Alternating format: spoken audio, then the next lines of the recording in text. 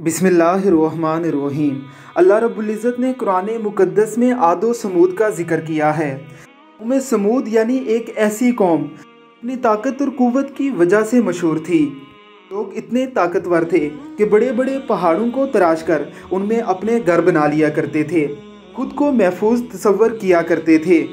अल्लाह रब्बुल इज़्ज़त इनके बारे में कुरान मजीद में फरमाते हैं, हल अताका हदीसुल जुनूद फ़िरऔना व समूद बलिल्लज़ीना कफ़रू फ़ी तकज़ीब वल्लाहु मिन वराइहिम व मुहीत बल हुवा कुरआनुम मजीद फ़ी लौहिम महफूज़।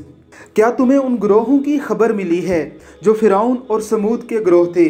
उन्होंने अल्लाह रब्बुल इज़्ज़त की तकज़ीब की थी तो अल्लाह रब्बुल इज़्ज़त ने उन्हें दर्दनाक अजाब से दो चार किया था।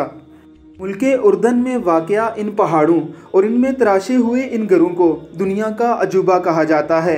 बेशक ये मुकाम तफरीह नहीं बल्कि मुकाम इबरत है। अल्लाह रब्बुल इज़्ज़त की ज़ात सरकशों और नाफरमानों को कैसे सज़ा देते हैं, उनकी क़ुव्वत और ताकत उनके किसी काम नहीं आती। ये पहाड़ यही कहानी सुना रहे हैं।